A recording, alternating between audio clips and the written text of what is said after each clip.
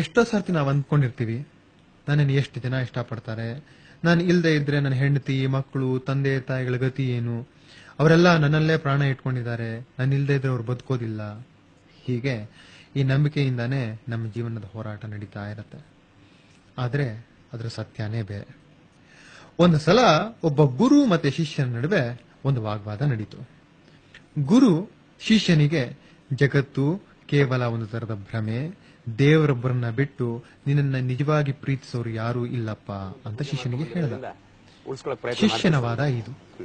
ನಿಮಗ್ ಗೊತ್ತಿಲ್ಲ ಬಿಡಿ, ನನ್ನ ಹೆಂಡತಿ ನಾನು ತುಂಬಾ ಪ್ರೀತಿಸ್ತಾಳೆ. ನಮ್ಮ ತಾಯಿಗೆ ನಾನಿಲ್ದೇ ಇದ್ರಂತೂ ಆಗದೇ ಇಲ್ಲ. ನನ್ನ ಮಕ್ಕಳು ಕೂಡ ನನ್ನ ಚೆನ್ನಾಗಿ ಗೌರವಿಸ್ತಾರೆ.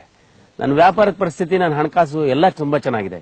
ಹೀಗಿರುವಾಗ ಇದು ಕಲ್ಪನೆ ಹೇಗಾಗುತ್ತೆ ಸ್ವಾಮೀಜಿ? ನಿಮ್ ಹೆಂಡತಿ ಪ್ರೀತಿ, ನಿಮ್ಮ ತಾಯಿ ಪ್ರೀತಿ, ನಿಮ್ಮ ಮಕ್ಕಳ ಗೌರವ ಇವೆಲ್ಲ ಭ್ರಮೆ. ಇದು ಭ್ರಮೆ ಹೇಗಾಗುತ್ತೆ ಸ್ವಾಮೀಜಿ? ಪ್ರತಿದಿನ ನಡೆಯೋದನ್ನ ಯಾರಾದ್ರೂ ಕಲ್ಪಿಸ್ಕೊಂಡು ಹೇಳಕ್ಕಾಗತ್ಯಾ? ನಾನು ಇಷ್ಟು ದಿವಸ ಅವ್ರ ಜೊತೆಲಿ ಇದ್ದೀನಿ. ಯಾರ್ಯಾರು ಏನೇನು ಅಂತ ನನ್ಗೆ ಚೆನ್ನಾಗಿ ಗೊತ್ತಿದೆ ಸ್ವಾಮೀಜಿ. ಇದನ್ನೆಲ್ಲ ಕಲ್ಪನೆ, ಭ್ರಮೆ, ಕನಸು ಅಂತ ಹೇಳಕ್ಕಾಗಲ್ಲ ಬಿಡಿ ಸ್ವಾಮಿ. ಒಂದ್ ಪಕ್ಷ ನೀವು ಅನ್ಕೊಂಡಿರೋದನ್ನೆಲ್ಲ ಸುಳ್ಳು ಅಂತ ನನ್ನೇನಾದ್ರೂ ತೋರಿಸಿದ್ರೆ ಏನ್ ಮಾಡ್ತೀರಿ? ಹಾಗೇನಾದ್ರೂ ಆದ್ರೆ ನಾನು ಖಂಡಿತ ನಿಮ್ಮಿಂದ ಬಂದ್ಬಿಡ್ತೀನಿ ಸ್ವಾಮೀಜಿ. ಖಂಡಿತವಾಗಿ? ಖಂಡಿತ. ಚೆನ್ನಾಗಿ ಯೋಚನೆ ಮಾಡಿ ಸನ್ಯಾಸಿ ಆಗ್ಬೇಕಾಗತ್ತೆ. ಆಗ್ಲಿ ಬಿಡಿ ಸ್ವಾಮೀಜಿ. ಸನ್ಯಾಸಿ ಆಗದೇನ್ ಬೇಡ, ಗೊತ್ತಾದ್ರೆ ಸಾಕು.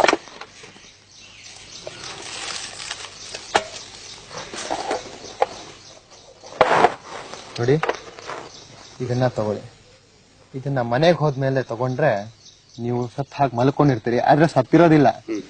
ನೀವು ಸತ್ತಿದಿರಿ ಅಂತ ಗೊತ್ತಾದ್ಮೇಲೆ ನಿಮ್ ಮನೆಯಲ್ಲಿ ಯಾರ್ಯಾರು ಯಾವ್ಯಾವ ರೀತಿ ನಡ್ಕೊಂತಾರೆ ಅನ್ನೋದು ನಿಮ್ಗೆ ಕೇಳಿಸುತ್ತೆ.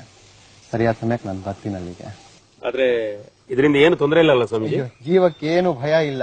ಯಾಕೆಂದ್ರೆ ನನಗೆ ಇನ್ನು ಮುಂದೆ ಬೇಕಾಷ್ಟು ಜವಾಬ್ದಾರಿಗಳಿದೆ ಸ್ವಾಮೀಜಿ. ಪರವಾಗಿಲ್ಲ, ಏನು ಹೆದರ್ಕೋಬೇಡಿ. ಹೋಗ್ಬಿಟ್ಟು ಬನ್ನಿ, ನಾನು ಸರಿಯಾದ ಸಮಯಕ್ಕೆ ಬರ್ತೀನಿ. ಆಯ್ತು ಸ್ವಾಮೀಜಿ, ನಾನು ಬರ್ತೀನಿ. ನಮಸ್ಕಾರ. ಗುರು ಕೊಟ್ಟಂತ ಔಷಧಿಯನ್ನ ತೆಗೆದುಕೊಂಡು ಶಿವಪ್ಪ ಮಲಗಿಕೊಂಡ. ಅವನು ಸತ್ತು ಹೋಗಿದ್ದಾನೆ ಅಂತ ಅವರ ಮನೆಯಲ್ಲಿ ಎಲ್ಲರೂ ದುಃಖ ಪಡ್ತಾ ಇದ್ದಾರೆ. ನಾನೇನ್ ಮಾಡ್ಲಿ? ಸಮಾಧಾನ ಮಾಡ್ಕೊಳೆ ತಾಯಿ, ಸಮಾಧಾನ ಮಾಡ್ಕೊ. ನನ್ ಕರ್ಮ ಇನ್ನ ಸವದಿಲ್ಲ, ನಾನ್ ಪಾಪಿ. ಆ ದೇವ್ರು ನನ್ನ ಕರ್ಕೊಳಕ್ ಬದಲು ನನ್ ಮಗನ್ನ ಕರ್ಕೊಂಡ್ಬಿಟ್ಟಿದ್ದಾನೆ. ಪಾಪಿ ಮುಟ್ಟೆ ಮಗ. ಸಮಾಧಾನ ಮಾಡ್ಕೊಳ್ಬೇಕಮ್ಮ. ನೋಡಿಲ್ಲಲ್ತಮ್ಮ,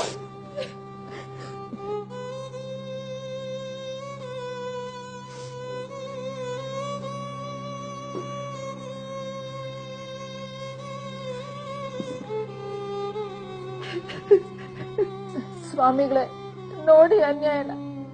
ಬೆಳಿಗ್ಗೆ ಚೆನ್ನಾಗೇ ಇದ್ದ, ಎಲ್ಗೋ ಹೋಗ್ ಬಂದ, ಆಮೇಲೆ ಮಲಗ್ಕೊಂಡ, ಆಮೇಲೆ ಈಗ ಹೋಗ್ಬಿಟ್ಟ.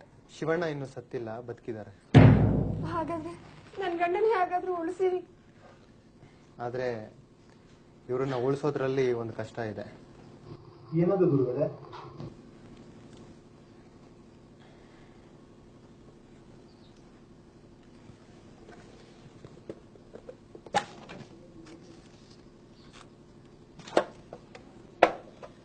ಇದನ್ನ ನೀರಲ್ಲಿ ಕದಡಿ ಕುಡಿಸಿದ್ರೆ ಇವ್ರು ಬದುಕ್ತಾರೆ. ಅಷ್ಟೇ ತಾನೇ, ಕೊಡಿ, ನಾನ್ ಕುಡಿಸ್ತೀನಿ. ಅಲ್ಲೊಂಚೂರು ನೀರ್ ಕೊಡಿ.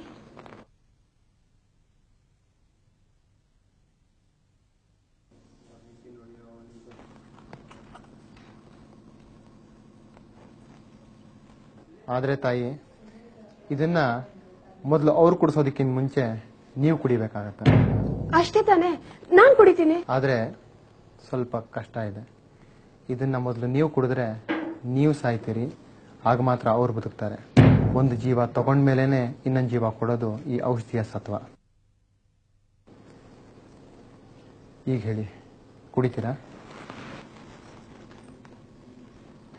ಯಾಕೆ ತಾಯಿ, ನೀವು ಕುಡಿಯೋದಿಲ್ವಾ? ನಿಮ್ ಗಂಡನ ಬದುಕಿಸ್ಬೇಕು ಅಂತ ನಿಮ್ಗೆ ಇಷ್ಟ ಇಲ್ವಾ? ಇಷ್ಟನೇ ನೀವು ಅವ್ರನ್ನ ಪ್ರೀತಿ ಮಾಡೋದು? ಪ್ರೀತಿ ಇಲ್ಲ ಅಂತ ಯಾರು ಹೇಳಿದ್ದು ಗುರುಗಳೇ? ನಾ ಸತ್ರೆ ನನ್ ಮಕ್ಳನ್ನ ನಮ್ಮತ್ತನೇ ಯಾರು ನೋಡ್ಕೊಂತಾರೆ? ನಿಮ್ ಗಂಡ ಬದುಕ್ತಾರಲ್ಲ, ಅವ್ರು ನೋಡ್ಕೊಂತಾರೆ. ಅವ್ರ ತಾಯಿ, ನಿಮ್ಮ ಮಕ್ಕಳು ಇಬ್ಬರನ್ನೂ.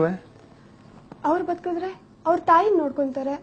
ನನ್ ಮಕ್ಳ ಗತಿ, ನಾ ಸತ್ಮೇಲೆ ಇನ್ನೊಂದು ಮದುವೆ ಮಾಡ್ಕೋತಾರೆ. ಆಗ ಬರೋಳ್ ನನ್ನ ಮಕ್ಳನ್ನ ಚೆನ್ನಾಗಿ ನೋಡ್ಕೋತಾಳ? ಆಗಲ್ಲ ಗುರುಗಳೇ, ನನ್ನ ಕೈಲಿ ಆಗಲ್ಲ. ಶಿವ, ಇದೇ ಸತ್ಯ. ಗುರುಗಳೇ, ಇದನ್ನ ನಮ್ಮ ಅತ್ತೆನೇ ಕುಡಿಲಿ. ಅವ್ರು ಮಾಡೋದಾದ್ರೂ ಏನಿದೆ, ಅವ್ರು ಕುಡಿದು ಅವ್ರ ಮಗನ್ನ ಉಳಿಸ್ಕೊಡ್ಲಿ. ನಿಮ್ಮ ಕೈಲಾಗ್ಲಿಲ್ಲ ತಾನೆ? ಹೋಗ್ಲಿ ತಾಯಿ, ತಗೊಳ್ಳಿ. ಜಗತ್ತಿನಲ್ಲಿ ಯಾವುದೇ ತಾಯಿ ಆಗ್ಲಿ ತನ್ನ ಪ್ರಾಣ ಕೊಟ್ಟಾದ್ರೂ ಮಗನ್ನ ಬದುಕಿಸ್ಕೊಳ್ಳೋದಕ್ಕೆ ಪ್ರಯತ್ನ ಪಡ್ತಾಳಂತೆ. ತಗೊಳ್ಳಿ, ನೀವು ಕುಡೀರಿ. ನಿಮ್ಮ ಪ್ರಾಣ ಹೋಗ್ಲಿ, ನಿಮ್ಮ ಮಗನ ಪ್ರಾಣ ಬರಲಿ. ಸ್ವಾಮಿಗಳೇ, ನನ್ನ ಮೊಮ್ಮಕ್ಕಳು ನನ್ನ ತುಂಬಾ ಹಚ್ಕೊಂಡ್ಬಿಟ್ಟಿದ್ದಾರೆ. ನಾ ಸತ್ತು ಹೋಗ್ಬಿಟ್ರೆ ಅವ್ರನ್ನ ನೋಡ್ಕೊಳ್ಳೋರು ಯಾರು? ಲೇಮ ತಾಯಿ, ನೀನೇ ಅದನ್ನ ನನ್ನ ತಗೊಂಡು ಕಷ್ಟನೂ ಅರ್ಥ ಮಾಡ್ಕೊಳ್ಳಿ ಅತ್ತೆ. ನಾನು ಸಾಯಕ್ಕಾಗಲ್ಲ. ಅಂತೂ ಕೊನೆಗೆ ಶಿವಣ್ಣನ ಬದುಕಿಸೋದಕ್ಕೆ ಯಾರು ಮುಂದೆ ಬರಲಿಲ್ಲ. ಔಷಧಿ ಸತ್ವ ಹೊರಟೋಯ್ತು, ಶಿವಣ್ಣನೂ ಹೊರಟು ಹೋದ್ರು.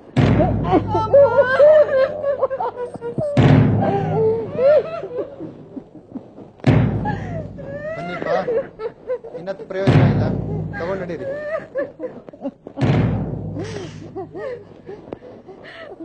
ಅಯ್ಯೋ ಅಯ್ಯೋ, ಮಂಚ ಶ್ರೀಧರ, ಯಾಕೆ ತಾಯಿ, ಏನಾಯ್ತು? ಮಗನು ಹೊರಟಾಗ ನನ್ ಗಂಟೆ ನೆನಪಾಗೋದು ಒಂದೇ ಇರೋದು. ತಾಯಿ, ಮಗಾನೇ ಹೋದ್ಮೇಲೆ ನಿನ್ ಮಂಚಕ್ಕೆ ಯಾಕೆ ಒದ್ದಾಡ್ತೀರಿ? ತಗೊಂಡ್ ಬಂದ್ರಪ್ಪ, ಬನ್ನಿ.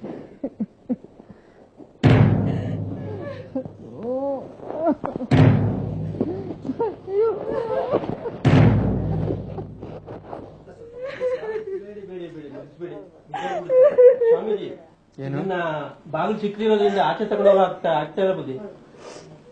ಚೌಕಟ್ನ ಒಡೆದಾಕ್ಬಿಡಿ, ಅವಾಗ ತಗೊಂಡ್ ಹೋಗ್ಬೋದು. ಅಯ್ಯೋ ಬೇಡ ಬೇಡ, ಬಾಗ್ಲು ಮಾತ್ರ ಮುರಿದು ಹಾಕ್ಬೇಡಿ. ಅವ್ರು ಬೇರೆ ಇಲ್ಲ, ನನ್ ಕೆಲ್ ಸರಿ ಮಾಡ್ಸಕ್ ಆಗಲ್ಲ. ತಾಯಿ, ಮಂಚದಿಂದ ದೇಹನ ಇಳಿಸೋದಿಕ್ಕಾಗೋದಿಲ್ಲ. ಮಂಚದಲ್ಲೇ ಇರಬೇಕು. ದೇಹ ಸೆಟತ್ಕೊಂಡ್ಬಿಟ್ಟಿದೆ.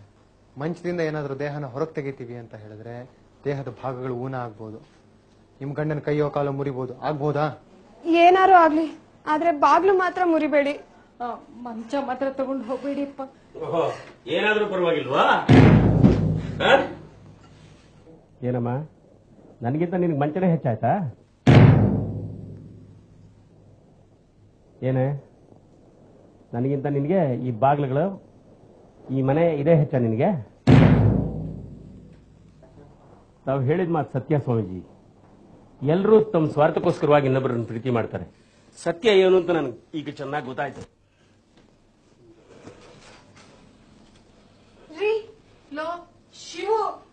ಶ್ರೀರಾಮಕೃಷ್ಣರು ಹೇಳ್ತಾರೆ, ಜಗತ್ತಿನ ಜನ ಎಲ್ಲಿವರೆಗೆ ತಮ್ಮ ಸ್ವಾರ್ಥವನ್ನ ಈಡೇರಿಸಿಕೊಳ್ಳೋದಿಕ್ಕೆ ಅಡ್ಡಿ ಆಗೋದಿಲ್ವೋ ಅಲ್ಲಿವರೆಗೂ ಸ್ನೇಹಿತರ ತರಾನೇ ಇರ್ತಾರೆ ಅಂತ. ಸಾಧಕ ಅಂತ ಅನ್ನಿಸ್ಕೊಂಡವನು ತನ್ನ ಜೀವನದ ಘಟನೆಗಳನ್ನ ಸರಿಯಾಗಿ ವಿಶ್ಲೇಷಣೆ ಮಾಡಿ, ದೇವರು ಮಾತ್ರ ನನ್ನ ಸ್ವಂತವನು, ನಿಜವಾಗಿ ನನ್ನನ್ನ ಪ್ರೀತಿಸೋನು ಅಂದ್ರೆ ಅವನು ಒಬ್ಬನೇ ಅಂತ ಅರ್ಥ ಮಾಡ್ಕೊಳ್ತಾನೆ.